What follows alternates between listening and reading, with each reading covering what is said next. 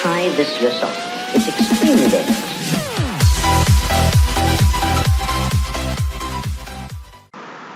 আসসালামু আলাইকুম। Creative mind চ্যানেলের পক্ষ থেকে আপনাদের সবাইকে স্বাগতম। আমাদের আজকের টিউটোরিয়ালে আমরা শিখব কিভাবে ওয়েব পেজের মধ্যে লিংক অ্যাড করতে হয়। লিংক বলতে আমরা সাধারণত উদাহরণ যদি দেই facebook.com, এখানে https.facebook.com এটা একটা লিংক। তো আমরা যখন উপরের টাইটেলটাতে ক্লিক করতেছি আমরা কিন্তু facebook.com এ চলে যাচ্ছি। তো সেটা কিভাবে আমরা আমাদের ওয়েবসাইটে আমরা লিংক অ্যাড করব, চলুন দেখে আসা যাক।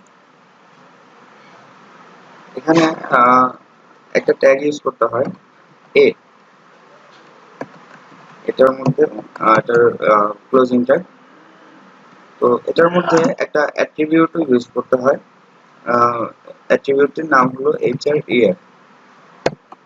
href এর এখানে আমি ইউআরএলটা দিব। তো এখানে আমি যে কোনো একটা কিছু লিখলাম লিংক লিখলাম। এটা রান করি। এই যে আমাদের লিংক এখানে চলে আসছে। আমরা যেহেতু আমাদের ইউআরএল এর জায়গায় কোনো অ্যাড্রেস দেইনি সেহেতু এটা ব্ল্যাঙ্ক দেখাচ্ছে। এখানে আমরা একটা ইউআরএল দেই লাইক google.com। ওকে, এখন এটা আমরা রান করে দেখি।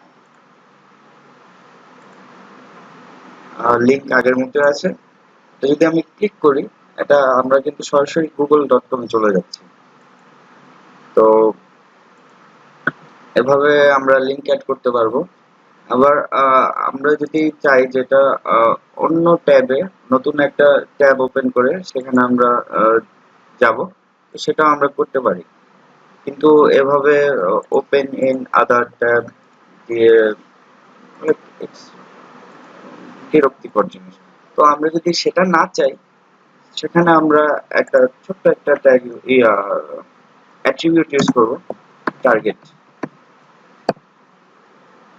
টার্গেটের এখানে আমরা ব্ল্যাঙ্ক লিখব। তো ব্ল্যাঙ্ক লিখলে কি হবে সেটা দেখে আসি। আমরা রিফ্রেশ করলাম। এখানে লিংকে যদি আমরা ক্লিক করি এটা অটোমেটিক আমাদের অন্য ট্যাব ওপেন হয়ে সেখানে চলে যাচ্ছে। সেখানে গিয়ে আমাদের মানে যে ইউআরএলটা দিছি সেটা আর কি রান হচ্ছে। তো এভাবে আমরা লিংক অ্যাড করতে পারি। তো আজকের মতো এ পর্যন্তই। পরবর্তী টিউটোরিয়ালে আবার দেখা হবে। সে পর্যন্ত সবাই ভালো থাকবেন। আল্লাহ হাফেজ।